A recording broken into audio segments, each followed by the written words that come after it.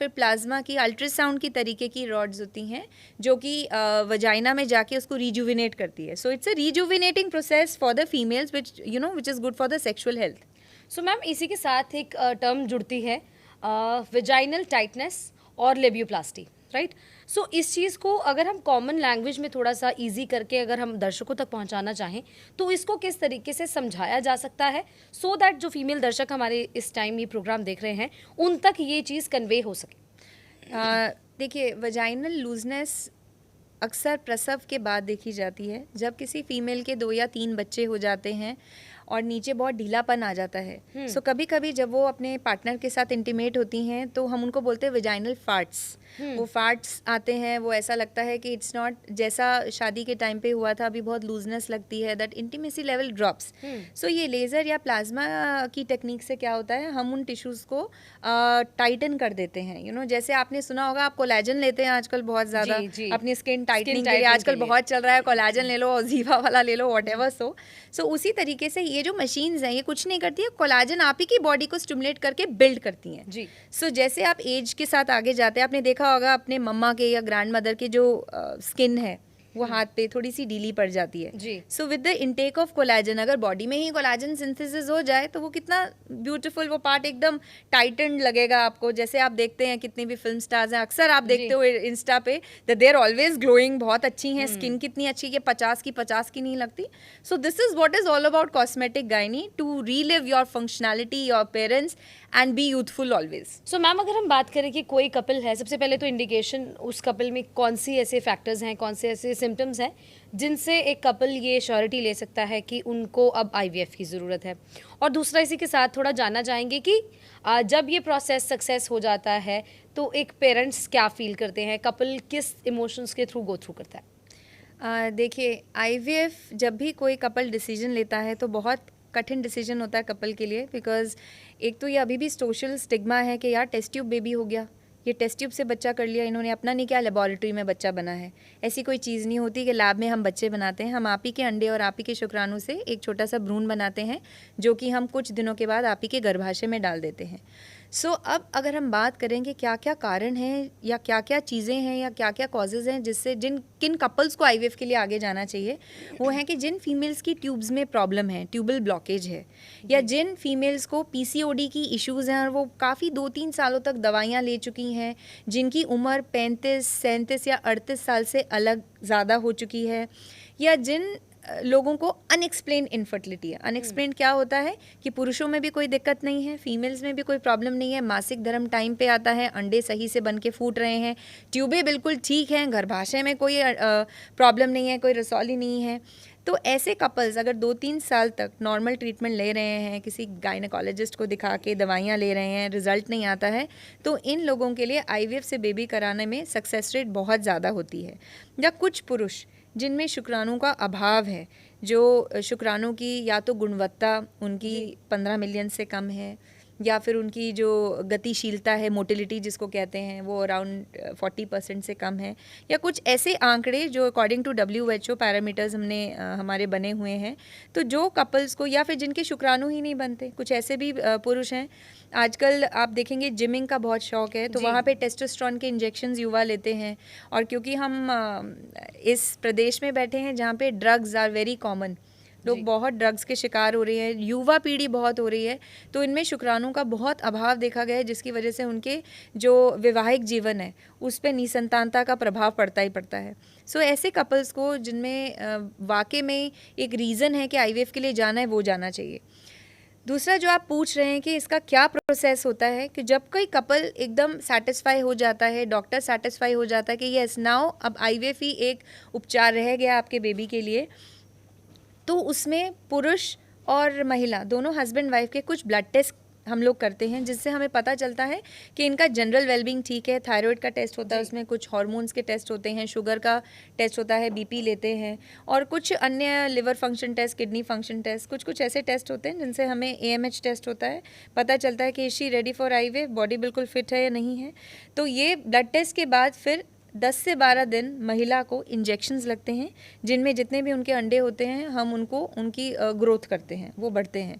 After 12 days हम एक छोटी सी सर्जरी से उनके जो एग्स हैं बिना किसी कट या चीरे के हम शरीर से निकाल लेते हैं, और लैब में वो अंडों को और शुक्राणु को हम वो जो कहते हैं बेबी बनाने की फॉर्मेशन जो प्रक्रिया है, भ्रूण बनाने की प्रक्रिया, वो स्टार्ट हो जाती है।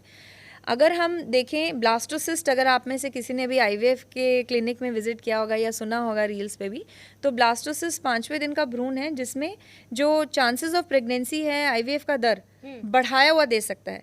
अभी 2 दशक पहले जो आईवीएफ की प्रेगनेंसी के रेट्स है वो मुश्किल से 20-22% थे जी। तो साइंटिस्ट ने बैठ के बहुत सारे ऐसे तकनीकें इजाद की हैं, लेज़र हो गया, ब्लास्टोसिस्ट हो गया, जिससे आजकल जो आईवीएफ का दर है वो लगभग 60-70% तक हो गया है, जिसमें और कॉस्ट कटिंग भी हो गई है। So this is very good, a boon for the couples जो अभी भी पेरेंटहुड की ड्रीम ही कर रहे हैं, they have not reached it. So मुझे लगता है ये खुशी आप उनको देते हो तो वो क्या फील करते हैं, किस तरीके के इमोशंस होते हैं उस time? they just have tears in their eyes and it's priceless moment for them. कितने कपल्स की शादी को 13, 15, 14 साल हो जाते हैं और घर वालों को मनाना आज की डेट में भी कि हमें आईवीएफ से बेबी चाहिए या टेस्ट ट्यूब बेबी कराना पड़ेगा। पेरेंट्स अभी भी इन चीजों के लिए मना कर रहे हैं? बिल्कुल, उनको लगता है कि 2025 में भी लोग मना कर रहे हैं। बहुत डिफरेंट सोसाइटी और बहुत डिफरेंट विचारों के लोग हैं। There is rural India also, there is urban India also, there are mixed ख्यालात भी। सो जिन लोगों को इसका पता है, मुझे लगता है कि आजकल बहुत लोग जागरूक हो रहे हैं, specially the young couples. So ma'am, इसी के साथ जुड़ा हुआ एक सवाल, देखिए अगर हम देखें कि कोई अभी ब्राइड्स टू बी हैं या फिर कोई भी अभी जिनकी शादियां होने वाली हैं, क्योंकि शादियों का सीज़न भी अभी चल रहा है, सो उस केस में कौन से ऐसे जो चीज़ें हैं या स्टेप्स हैं, कोई ऐसी चीज़ें हमें फॉलो करनी चाहिए जो कि मतलब इस प्रोसेस से हमें पहले ही जो है सावधान करता है, गलतियां नहीं करनी है, डूज एंड डोंट्स कुछ होते होंगे कि साल 2 साल 3 साल तक आप एक मतलब अपनी बॉडी को प्रिपेयर कर सकें, सो वो क्या रिकमेंडेशंस होंगी या रेमेडीज़ होंगी आपकी तरफ से? सी तान्या, जब भी शादी होती है ना, whether it is arrange marriage और it is love marriage which is very common these days, आजकल लिव इन रिलेशनशिप्स भी बहुत कॉमन है। सो शादी के बाद लगभग हस्बैंड और वाइफ की तरफ दोनों फैमिलीज़ को मिलने में और उनको एक दूसरे को अंडरस्टैंड करने में, एक्सप्लोर करने में 6 से 12 महीने लग ही जाते हैं जी। So if you are actually planning, और अगर आपकी एज 35-36 ईयर्स से बियॉन्ड है, then you should start planning, you should not delay. But in case you are having plans कि हमें आगे फ्यूचर में 38-39 ईयर्स तक कुछ नहीं करना है, better get your eggs freeze या अपने एम्ब्रियोज फ्रीज करवा के रख लें। नहीं, बट कुछ हैबिट्स भी होती होंगी। हाँ, कुछ अगर आपने चेंजेस कराने हैं तो avoid smoking, avoid alcohol. This is for both male and female. Both males and females, definitely yes. And then you should have healthy diet, healthy balanced diet. चाहे vegan करो, चाहे keto करो, but not more of outside food. You can do parties. Weekend parties are must to live because this is a lifestyle we are living in. Yeah. But there has to be everything in moderation. Not too much of caffeine, not too much of alcohol. So and good food. Mummy के घर का खाना किसी को नहीं पसंद. So, home cooked meals are also very good. And plus meditation, be mindful. आजकल मैं कितनी युवा पीढ़ी को देखती हूँ, they have 10 things in their mind. There are boxes. So, जो अब आप किसी से बात भी कर रहे हैं, they are not mindful. Even when a husband and wife, after a few months, if they are going home, we all have gadgets. We are there in one room, but we are somewhere else mentally. Yes. So, मैं हमेशा जहाँ भी कभी भी platform पे जाती हूँ, मैं हमेशा बोलती हूँ हस्बैंड वाइफ हमेशा सुबह और शाम को हग करना ज़रूरी है एक दूसरे को. Yes. It's very important because it will, produce some good endorphins और cortisol level अपने आप में कम करोगे. And cortisol is the biggest inflammatory thing in your body, which will not let you sleep, which will cause the food cravings, which is a big reason for infertility as well. एक ma'am मैं myth और पूछना चाहती हूँ आपसे कि ये भी कहते हैं कि if a female is driving, so there's some sort of jerks, उनके पैर से कोई jerks आ रहे हैं, that affects the fertility, number 1, and number 2 the laptop thing. Laptop को भी अगर आप लैब पर रख कर चला रहे हो, for both males and females, like there some sort of heat that goes to the to the body parts, जिसके चलते वो आपकी फर्टिलिटी पर असर डालते हैं. इज इट सो?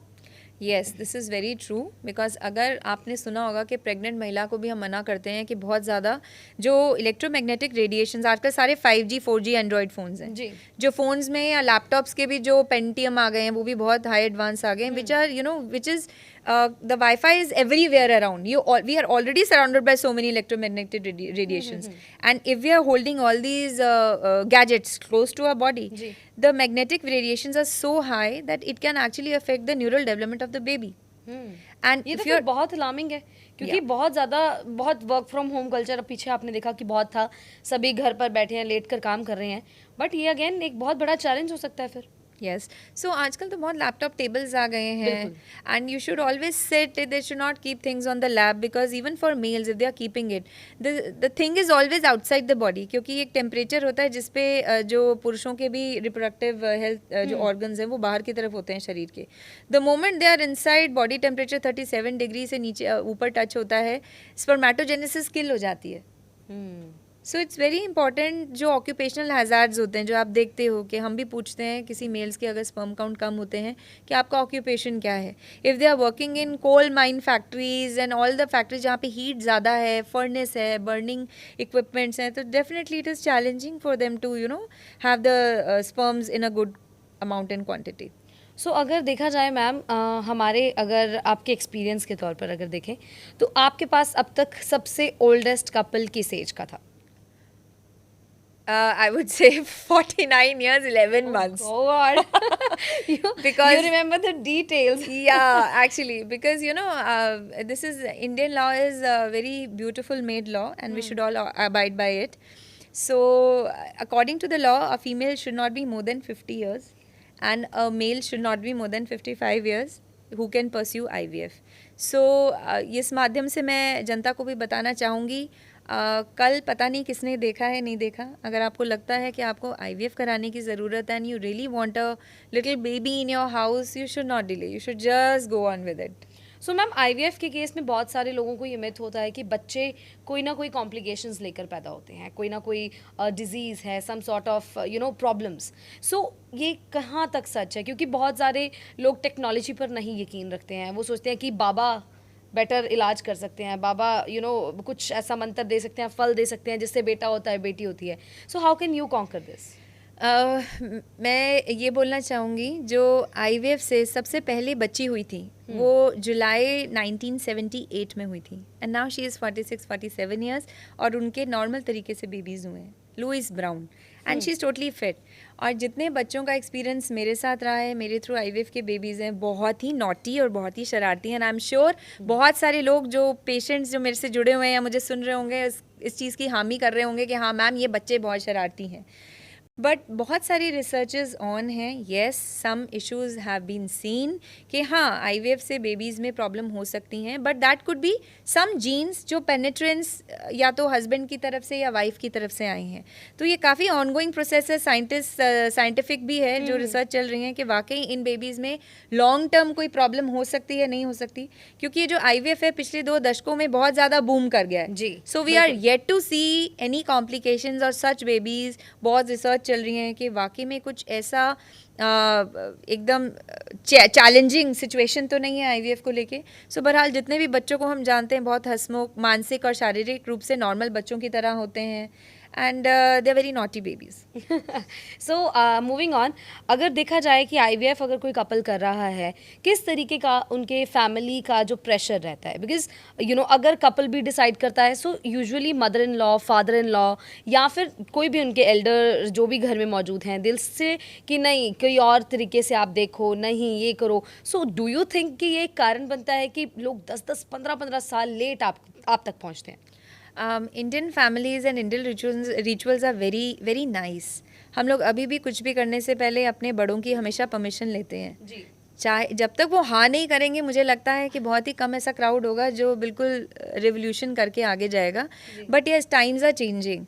सो बहुत सारे जो घर के बड़े हैं उनका भी मैंने देखा है कि कुछ तो वही ले आते हैं अपने बच्चों को कि इनका टाइम जा रहा है, आप ही करवा लो, ट्रीटमेंट आप स्टार्ट करो. ऐसे भी कपल्स हैं जिनके पेरेंट्स लेकर आए हैं कि भैया हमारे इनको जो है इन बेटा बेटी को करवो, ट्रीटमेंट करो.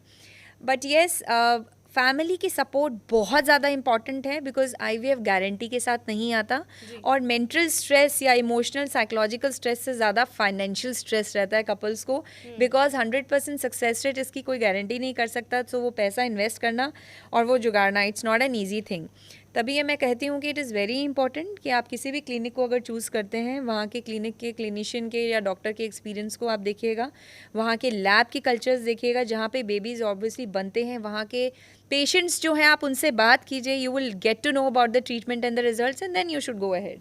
सो मैम, अगर आपके ऊपर हम पर्सनली, चलो लास्ट कमेंट अगर आपसे लें, so how come you thought of doing cosmetic gynaecology and N IVF expert? आपने ये सारे इतना सारा इकट्ठा कैसे डिसाइड करा कि no, I want to do this and then last में आपने करियर भी